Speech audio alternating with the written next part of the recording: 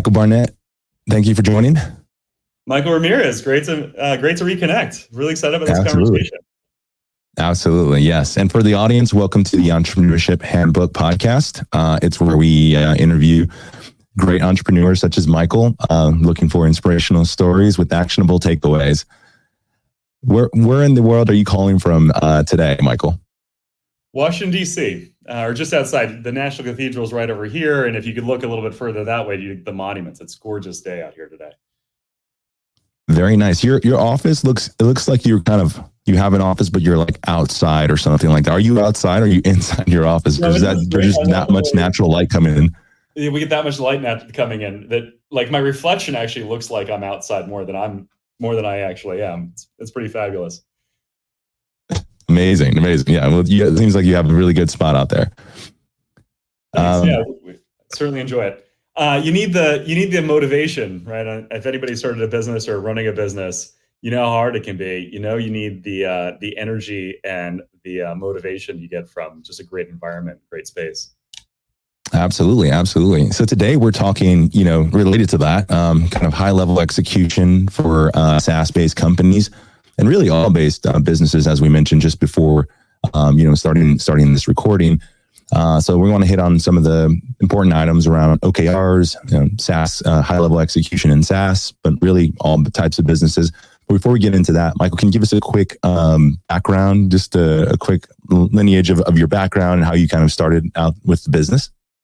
Sure. High school, I was a massive geek, loved computers, loved technology, loved the way that I thought they could change the world. And I mean, it's incredible. I can't even imagine being a kid now, right? Like AI, mobile, virtual reality, like there's so much opportunity that I'm sure I'm not even imagining now. Because I remember when I was a kid, I could imagine a world where I could imagine the internet now, right? Where like you could hit a button and get whatever you wanted. You could hit a button and find any information you wanted. And I don't know, your age exactly or everybody else's, but the early internet, I remember like you would search, and it was before Google, you would search and it was painful. And so that was the world I grew up in, but you could imagine this future world where it was all this technology was playing out to its asymptote, right? To playing out to its full potential. And I feel like in a lot of ways, the technology I grew up with is sort of there. And now we're unpacking a whole new world of new energy, new processing, new AI, new sort of virtual reality experiences. So that was my early formative experiences. And then I got into college and really found that politics was so interesting. Philosophy was so interesting. Like, what does it mean? Like, what is the good of technology? Why does it even exist? Why do we build businesses? What's the purpose of living? And I thought that I wanted to really dive deep into that. Enjoyed that. Went into politics. Ended up working for member of parliament, for member of Congress. Wrote my thesis on what was then titled European Devolution, which was basically a 2006 prediction that Europe would devolve and basically the Brexit would happen. So I was right about it, which I never actually thought I would be, by the way. Like at the time, my professor sort of like thought it was a cute idea. So did that, worked in politics for a little while, enjoyed politics, enjoyed a lot of the people, also found that it was sort of cynical and unfortunate in some ways that the people that were actually changing the world, the people that were actually making the world better were running businesses, were Intel at the time or Microsoft at the time or Google at the time, and making any piece of information available to anybody in the world. Udemy, right? Khan Academy. These things have just unlocked billions and trillions of dollars of value for anybody in the world. Apple, Google, and Android, right? All these devices have made the cost of an education, the cost of starting a company so low. And even then the trickle down effects to making water more accessible, making energy more accessible. All of these things have lifted so many people out of poverty, and they've all been done by entrepreneurs. So that got me excited. That got me going down the direction of entrepreneurship. And what I had found, I got lots of opportunities. I was very fortunate at a relatively young age, just out of college, because of my political background, because of my nonprofit background, to get to go all over the world speaking about how to motivate volunteers and donors, and loved it and fell in love with events, fell in love with the ability to bring people together and unlock so much potential, unlock the ability for humans to negotiate peace deals or partnerships or move industries forward, move businesses forward. And just thought that, events that you can feel like all you're doing is selling tickets or selling square meters or square feet of concrete to sponsors and exhibitors. But the reality is so much more than that. It's so powerful. It's like, just went to a great restaurant a friend opened in DC called Ama over here. And we were talking about the power of being a restaurateur, of creating context that your friends can experience, your family can experience and enjoy and eat, and how human that is. And I think events have that same sort of a power of evoking the best of what is human. So fell in love with events, realized that there wasn't a lot of technology in the event space, that you had some really good people that were doing stuff before the event in terms of registration and ticket sales and whatnot. But that once you got to the events, the mobile apps were pretty good, but there was still a lot missing of making sure the right people got into the room, that you attracted the right people to the event, that the right people connected, and then the right people followed up. And we've been on that mission for now just over 10 years of and we're still really just solving that first step, but I think we're starting to make progress on that second step. So first step being, how do you get the right people in the room? Second step being, how do you make sure the right people connect and follow up? Interesting. Yeah. So this is the project with Ingo.me. Is that correct? Yep. Yeah. And yes. And how did, obviously COVID was a big factor in the event space. How did it look? How was the company's climate during COVID and then post-COVID? Where is the company now? That's such a great question, man. It is a profound learning experience to go through such a crisis. I think a lot of tech companies were under the bed, hugging the toilet for right during COVID, right? I mean, it was just terrifying. Every entrepreneur was probably just terrified for days there. And I think it's a real testament to endurance and strength to anybody that survived that period. I have a lot of friends that really, it was hard. But there was a lot that was actually pretty great for it. I think a lot of tech companies, pure play tech companies, it was just a wonderful time, and that everybody was on their computer all the time. It certainly wasn't our case. We had one of our customers build out an entire event, let's call it 1 million square feet, right? So a big, huge convention hall of an event, all the booths, everything. And that takes normally 3, maybe 4 days, maybe in a week in some cases. And so the mayor calls and says, yeah, no, canceled to our customer. And so you can imagine all of that. Let's say they're charging $40 a square foot, $40 million gone, poof, that they can't, because all that revenue happens when the show starts. And that was happening to tons of our customers. And that was the moment it became real for us. That was the very end of March 2020. That's the moment it really became real for us. Up until that point, I think we kept thinking, oh, we're in America, we're in the Middle East, we're in Europe, it'll be fine. And then all of a sudden it was very real. And it looked like we weren't going to have any revenue for the rest of the year from most of our customers, because they weren't generating revenue and they weren't going to be able to pay bills. And then thankfully, we just started getting on the phone with customers and talking to them and seeing where they were and understanding their challenges. Because I think in that moment, it's easy to focus on your own challenges. And it's easy to turn inward. And I think that the best entrepreneurs, the people I've learned from, my peers, my mentors, are constantly turning outward, constantly thinking of who they can care for, who they can help, who they can support. And that learning experience was great, because it gave me the chance to get some really senior executives in the industry on the phone and get them to talk about, oh, well, we believe there's still the chance to connect people. We believe that buyers and sellers still need to meet each other, that teachers and certificate earners still need to connect. We believe all of this. It just needs to happen not in a physical medium, in a virtual medium. And so those great conversations turned into what we call the Event Virtualization Summit, because I'm really bad at marketing, ironically enough. And we had two C-suite executives and a few other people from the industry, a guy named Hervé Sedke, who was running Reed Exhibitions North America, and a wonderful lady, Isabel Peck from Informa, Chief Marketing Officer for their conference group, huge group. And Kimberly Hardcastle, she was then at that point in time was with MDG, and Dan Malore, who was with Health Evolution at the time. And then our moderator was a great mentor and peer, Jason Pop, or great mentor and advisor, Jason Pop. He was our moderator. And because we had these heavyweights, these brilliant minds on this podcast, this webinar, our technology, which was part of it, was the referral technology that we were working on. We got 200 people out of our email list to sign up. So pretty good, like our best by far best response rate we'd ever had out of our email list. And then suddenly it went massively viral. Like literally every minute we were having somebody register until we got to like 5,000 people, because this was, lots of people ended up doing sort of webinars on what COVID meant, but we were doing it on April 1st. I want to say it was April Fool's Day. And it felt like we were real, like this could either be a good omen or we're going to be laughing at ourselves. And it turned out great. We ended up with 5,000 people, like almost all senior execs in our industry. Like, and it really was the foundation for us to rebuild the business on the back of, one, a physical demonstration of what we could do. Well, a tangible demonstration of what we could do for this industry, even in the midst of it going virtual, and how we could support it. So it worked out great. So that's huge. Around that time, it's like virtual events. I feel like platforms kind of sprung up out of seemingly nowhere. Can you explain just kind of the state of, I guess, the current state of the virtual kind of events platforms versus what you guys do around referral based kind of audience engagement?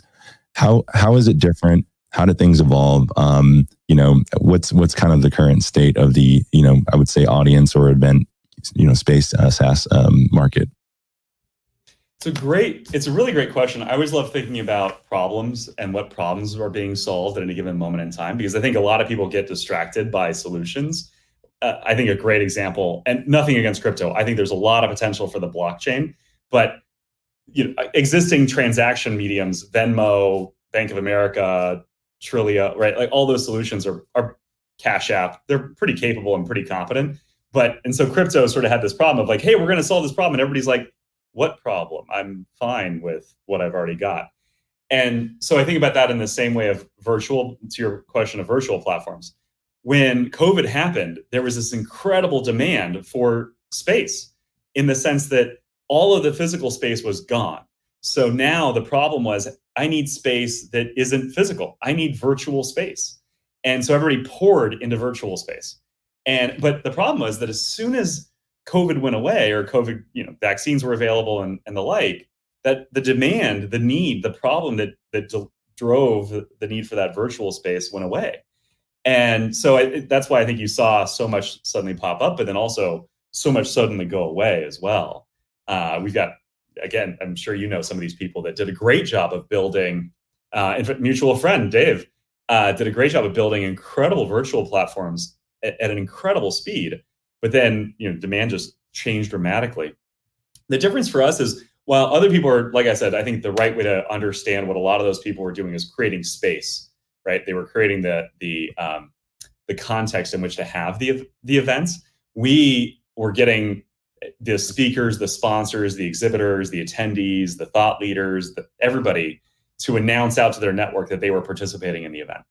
And so you can imagine, you get some senior executive from IBM or from Google or from Caterpillar or from Bayer announcing out to their network of 10,000 people that they're going to be speaking, that they're going to be attending, that they're attending as a buyer. It's incredibly powerful, right? If you think about your other marketing options, a lot of people spam, email, it's ads, it's in some cases it's really hard because you have to purchase a list, and that's regulated in large parts of the world now and coming to be everywhere.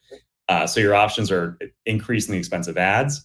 All of these things are really challenging. And so, the great thing for Ingo is we're getting senior execs inviting other senior execs to come attend events. And the effectiveness of that is an order of magnitude 10x an ad or an email or whatever else there is. And so now we're getting the right people into the event. So explain that a little bit, just around like the business model and how you guys are kind of monetizing that networking effect. Like, how does that actually work, or how does the business operate on that side? Sure. I think that it's funny because we love events. I think most people like events and really enjoy them and love going to them, and would love, Michael, I think that it'd be great to go attend London Tech Week with you. I was just on the phone with GITEX, the Gulf Information Technology Exhibition, this multi-100,000 person event in Dubai. It'd be great to attend, and they just launched in Africa too. It'd be great to attend one of Bloomberg's events with you, right? Any of those events, it'd be great to attend with you, with our buddy Dave Schools, with there's lots of people you would love to attend with. But you're busy, you don't have time, you don't have the energy to go figure out what exactly to write and look up the dates and get the link and come up with an image and do all the things to invite people.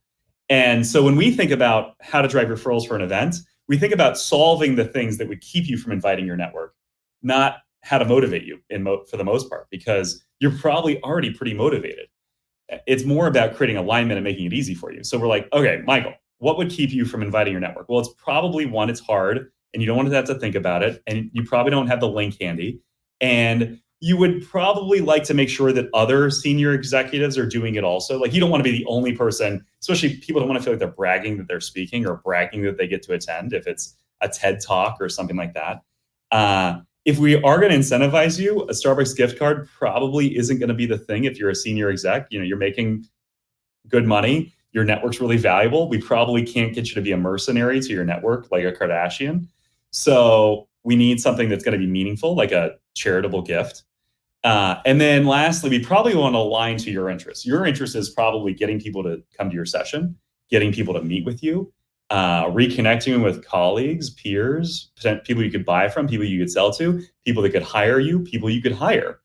And so when we think about, and this is what our software does, is solve those things. So we're going to instantly personalize a post for you. We're going to grab your information out of LinkedIn or out of another network and generate a personalized post for you.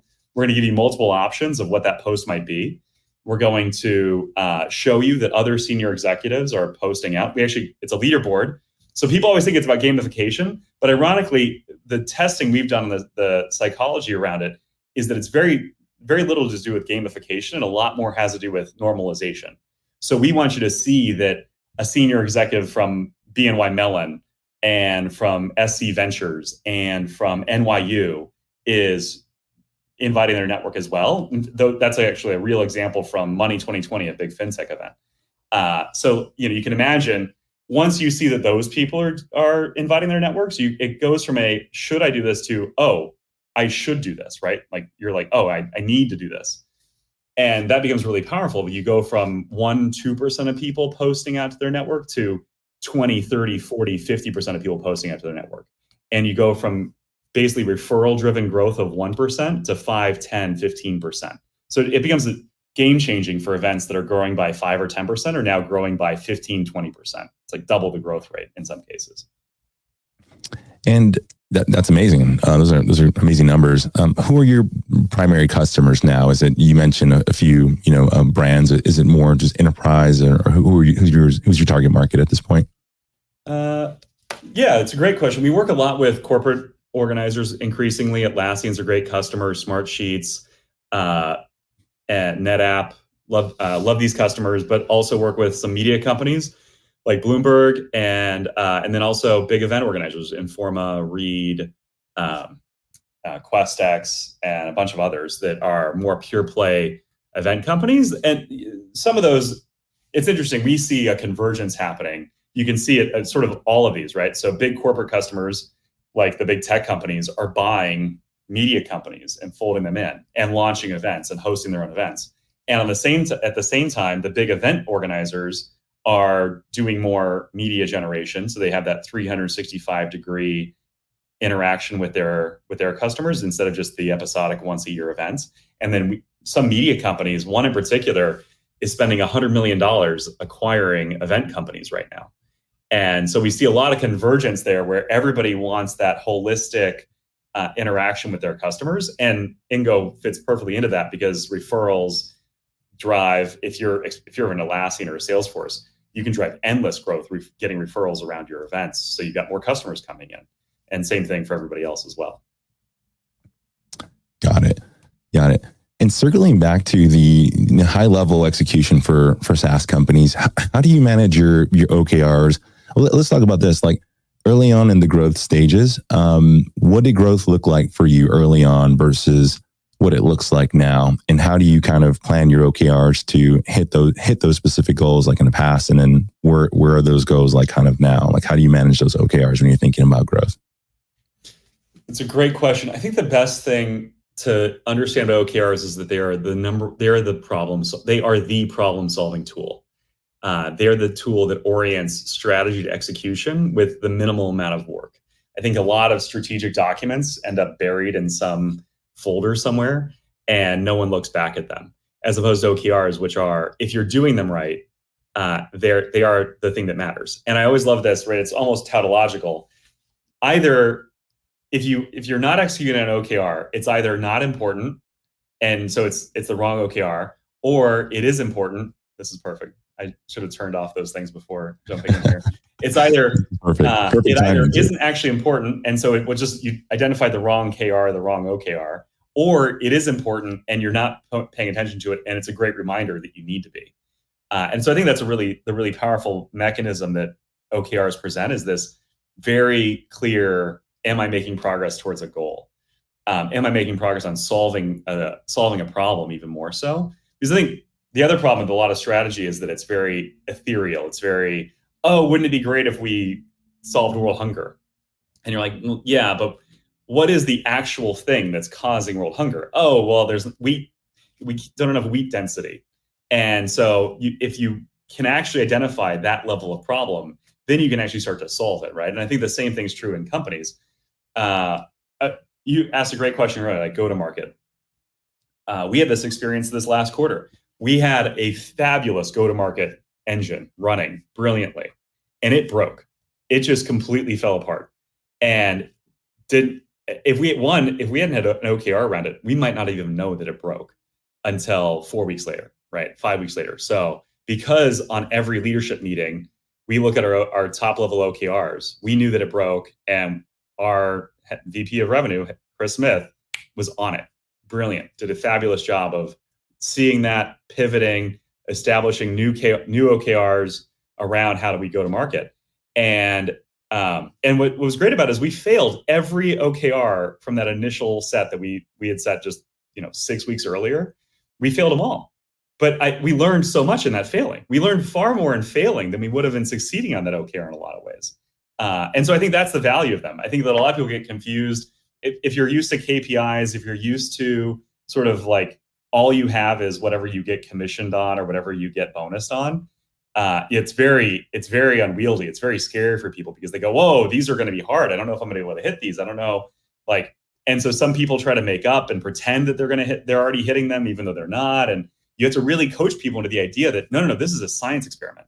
We are testing every week what's going to move the needle on these really critical things. And sometimes you get them early in the quarter and you can just play it out. You're like, great.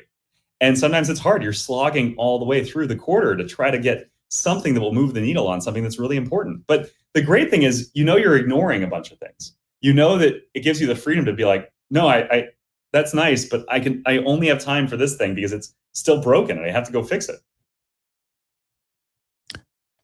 Yeah, there's a lot there, like you said, around the idea of learning from the failures. I think, as you mentioned, like it's OKRs go deeper than just a to-do list. It's a high level kind of way to look at, like you mentioned, some of the key issues in solving some of the problems that need to be addressed, planned out, and obviously resources need to be properly allocated there. So how does your team just kind of, talking about just like the growth strategies overall, how did you guys scale the business to land some of your first initial customers? And what does kind of your operations look like now when you're thinking about just growth strategies? Well, I think, so I wanted to talk about two things here. One, you mentioned high level. And I think what I love about OKRs is that it forces you to figure out the right level of thinking. I think that, right, like, because you say, hey, I've got this goal and these are the 3 metrics that I know if I achieve, that I know I will achieve this objective. So a great example of that is we have this partnering with communities goal. And because we find that one of the best ways to go to market is by partnering with these communities of our customers. So that could be the Corporate Event Marketers Association. That could be with one of our customers that happens to have lots of our customers within their customer base. And there's like 20 things you can do to partner with these communities, right? You can attend, you can exhibit, you can sponsor, you can send thank you notes, you can email the whole list. There's all these there's all these things you could be doing with one of those companies, with one of these communities. But there's critical things. And this is the hard part, right? The hard part that OKR should be a forcing function on is identifying what are the 3 critical things that if we achieve, we know we will do everything else. Because there's lots of things that if you achieve them, you won't necessarily achieve the objective, right? So like that's the really nice forcing function, is to say, okay, out of this list of 20 things that we all like doing and we all think are relatively good, like no one doesn't like having a reception and a party at an event. But if we do a reception and party with every community, does that guarantee we will accomplish our objective? No. So unfortunately, we can't, as much as we like the party, we can't make that one of the KRs for winning and partner with these communities. Does that make sense? And so the reason I come back to that is like, I love that it forces from the high level down to the, how are we actually going to execute this thing? I think Reid Hoffman does a great job talking about this, where he says, a great tactic executed well and often is a strategy. And I think that's what OKRs force you to realize and force you to like live. So true. Absolutely. But anyway, you asked a different question there, which was go to market initially. I think the best go to market is events. Ironically enough, we keep coming back to that. But I think talking to people and understanding them, I think that the best sales conversations I've ever had nothing to do with sales. They just had to do with understanding somebody's problem and what they needed and the value of that. I think it's odd. I'd love to hear other people talk about this. I find that early on in product ideation, I'm more than happy to ask somebody how valuable a solution would be for them.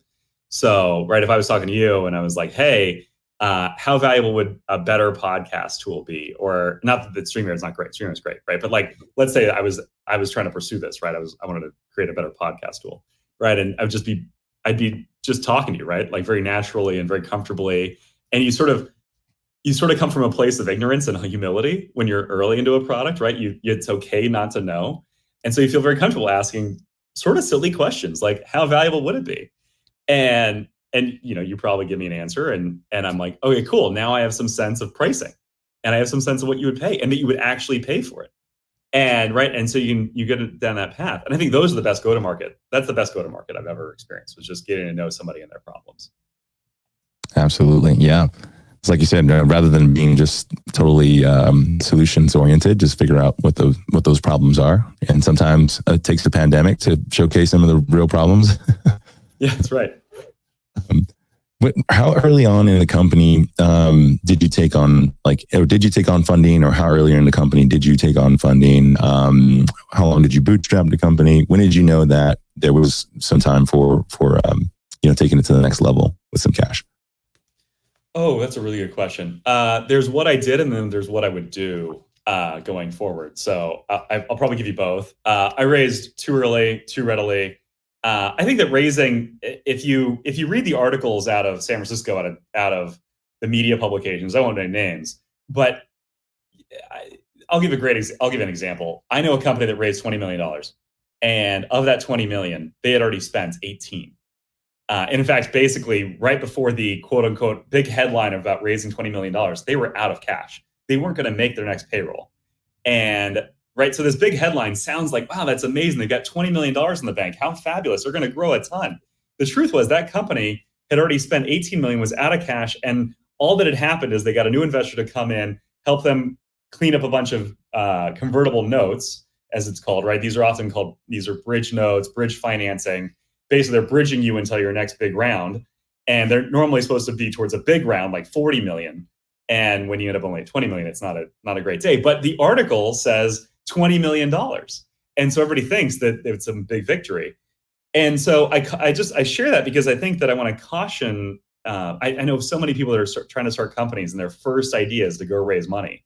And that that's going to be the solution. I'm like, customers are the best place to raise money. Customers are a fabulous way to get capital in the door because all they want is your product. They don't want to own the business. They don't want to tell you what to do.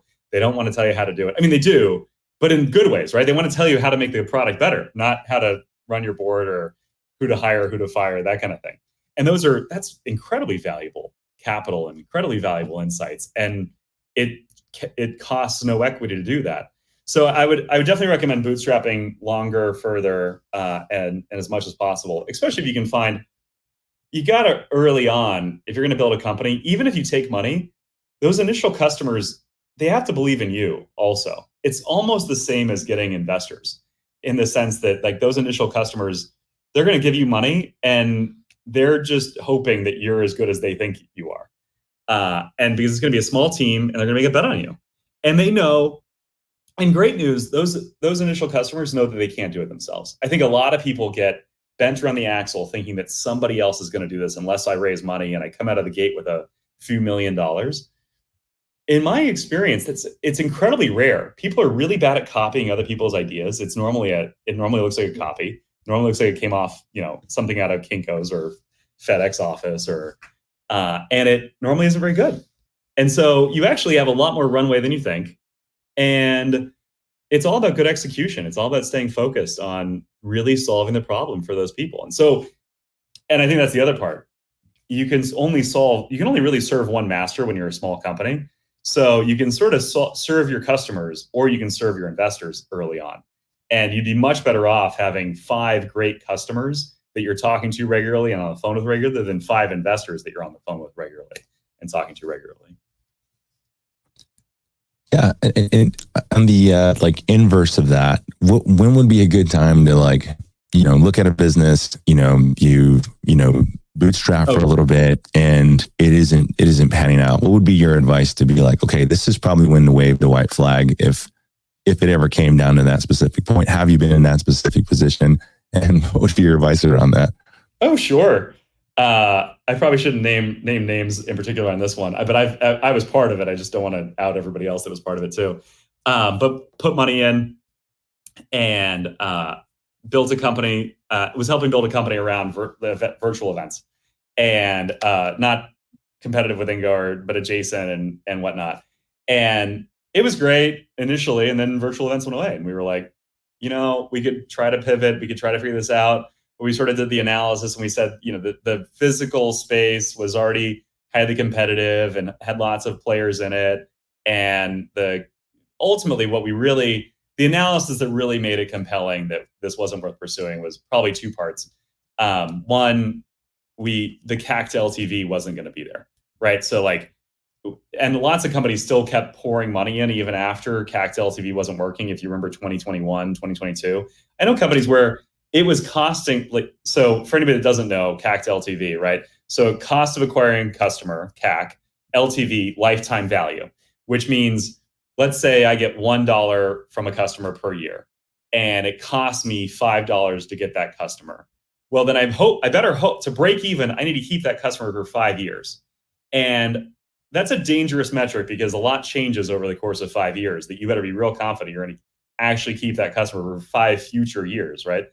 And a lot of people raise money and spend money on this. And in 2021, 2022, lots of companies were taking $5 to acquire a $5 customer over the course of the lifetime, right? It was totally broken. It's crazy economics.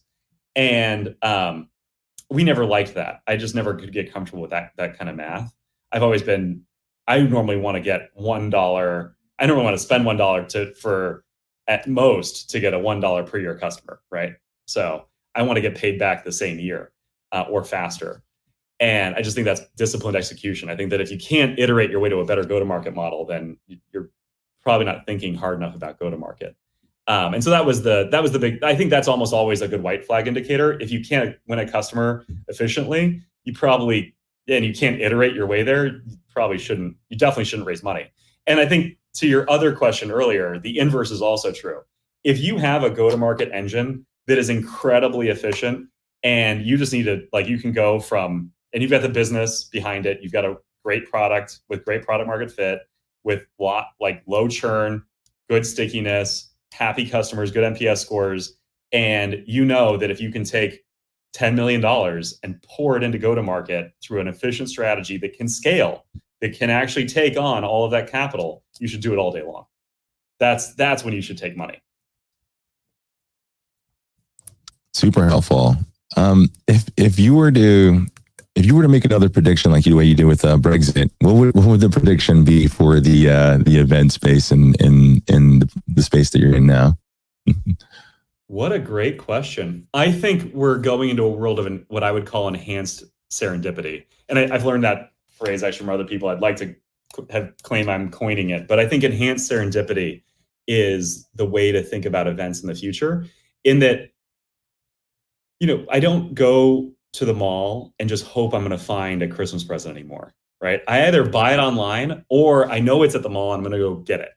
And I think that that's sort of the way to think about events in the future. I don't think we're going to have a world where I just hope to run into the right solution to my problem or the right buyer for what I'm selling in the future. I think that we're going to have full confidence that the event is going to be a massive return on investment. Sort of like how billboards and Google ads are so different, right? You used to just hope that your billboard was going to have a return on investment. And now, ironically, we actually have most of the math to know if a billboard's going to be a good ROI for the buyer. And that was driven in large part by Google ads. Google ads were like, well, we have all the data. We know what it's going to cost you. You can probably get the right math to know that this is going to be a good ROI, a good cost of acquiring a customer. And I think that that's where events are going. It's unclear exactly how fast that'll happen, but I think now that AI is released, and I think that now that people have a taste of the data that we were getting out of during COVID and virtual events, there's a lot of pressure to get back to a world where you basically have that sort of almost like a marketplace of what's the perfect event for me to sponsor to get in front of the exact people I need to grow my business. Now, how is that kind of like, if at all, like folding into the vision or the future for the company? What are you looking for? What's the vision for InGo? Where is it heading? Yeah, I think we're partnering a lot with those companies that are helping make that happen. I think that where we fit into that is the events need to have the right people there, so that when people are looking at whether or not they're going to get a good ROI, InGo and the referrals we provide are critical. I think that some of the data we are able to capture and understand in terms of who's influencing whom and who's interested in whom is really powerful for this as well. I think that one of the challenges in what I was describing, I think sort of the fundamental challenges are understanding what people are really buying and really selling and really need and really want. Because it's not always buying and selling, right? Sometimes it's I want information. Sometimes it's I want a partnership. Sometimes it's I want to meet the right person to help get a deal done or get an advisor, right? There's lots of things that people are quote unquote buying and selling at events. But knowing that is extremely tricky, right? Like you might work at Google, and most platforms seeing that you work at Google will be like, oh, you want to sell ads and buy server space, right? Like those are the only things that Google does. And it's just fundamentally not true, right? In fact, actually, as much as Google makes money off of ads, most of their people work on other things, right? They work on Office, they work on cloud, they work on AI, they work on cars, they work on so many other things, investments. And so if you take this sort of myopic lens of what somebody from Google wants to buy and sell, it breaks everything and doesn't really give you that fine-grained value. As opposed to, and also the same thing is sort of true for small companies. It's really hard to have good data on what somebody from a small company is buying and selling. And so I think that that's where a lot of this challenge comes in. Whereas I think we have the benefit of a good amount of understanding of what people are looking for, because we can see where they're interacting through our referrals, through posts on LinkedIn, on X, on Facebook, and whatnot. Perfect.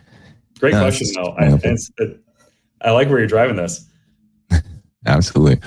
Well, that leads me to my next question, in a sense where, what would be your advice to, folks starting a SaaS company or thinking about starting a business in the event space? Are there consistent kind of these challenges and barriers to entry? What were kind of those kind of early pitfalls that you saw that, one could expect while building a business in the event space?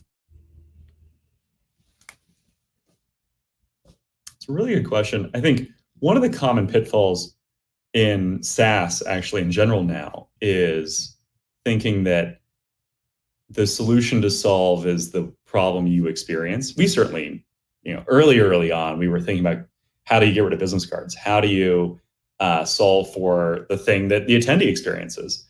And I think and it took a long time to get our head out of that and into the space of where's the painful problem that's painful for somebody with a wallet and with a big wallet, ideally. Right? And I think that's one of the things as an entrepreneur, you can, and I think Musk is a great example of this. And I know there's lots of different perspectives on Musk and whatnot, but if you think about Tesla or you think about SpaceX, he did a really amazing job of thinking first about, like, I have a mission, right? I have this mission of go to Mars, get humans to be multiplanetary. I have a mission of getting vehicles to be electric. And I think as entrepreneurs, it's very easy to think that the mission is the way you're going to make money. And I think Musk does a very good job of breaking that into two things. I need to get moving and get money at ASAP, and so that I can fund my way to the mission. Because if Musk was trying to make money off of going to Mars, he'd make no money. But he makes a lot of money off of Starlink, and it's a great way to fund his mission. And I think that's probably the same thing people going to events should think about. I think there's a lot of people that enter events similar to us, love them, think there's a lot of opportunity there, think that it's wonderful to help humans connect and give them context for great relationships and great memories. But they get lost in that. They get lost in that piece and don't think about what's the problem I can solve that will fund my ability to then solve other parts of my mission to help humans connect. Does that make sense?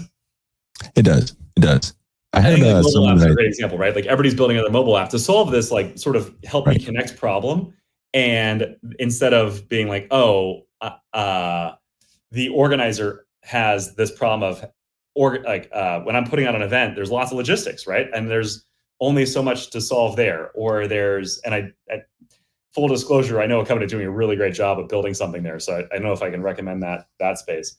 But I think that's really powerful. I think that there's a lot of opportunity around planning, also like discovering where to host the event, or there's some really cool AI opportunities there to have a conversation with AI around what venues are available for my events and what it would mean, like what the parking would mean for that. I think that one of the challenges for events is that there's a lot of strategic opportunity around them, but there's so much detail demanded that a lot of organizers rarely get to get into the strategic space because they're constantly thinking about the detail in order to make it a great experience.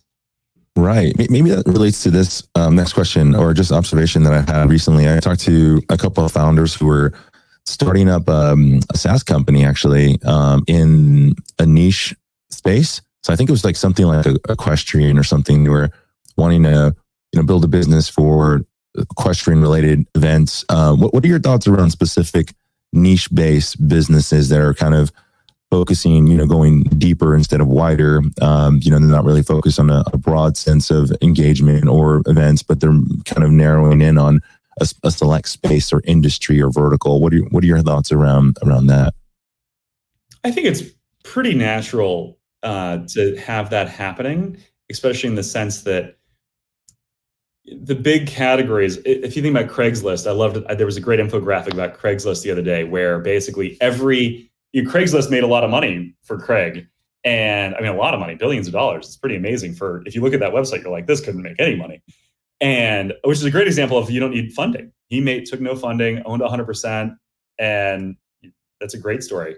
But every category of Craigslist, right? Like find a room to rent, buy and sell furniture, buy and sell jewelry, or Tinder, find a mate, right? Like every category on Craigslist also yielded $1 billion company, right?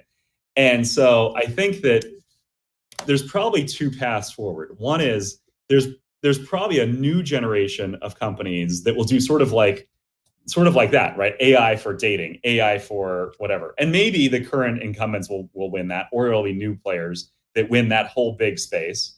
But the natural progression is for like the splintering, right? I can do something by being very focused on event registration for B2B in finance or medicine. I can be 10 times better than the person or 3 times better than the person that does it in general.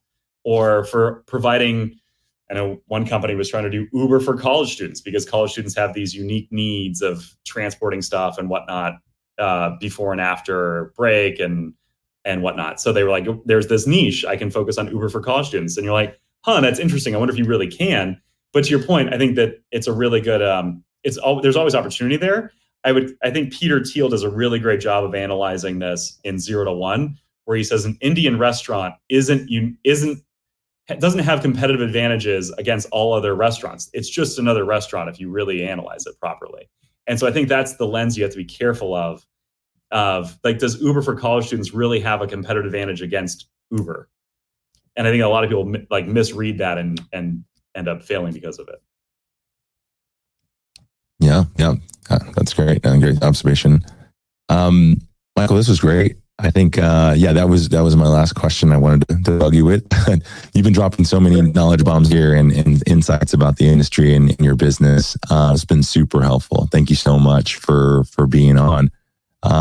If people want to find you, I've really enjoyed it.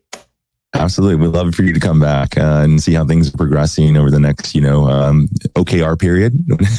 Sure. Yeah. If people want to find you, where can they find you? What's the best way to reach you? Probably LinkedIn.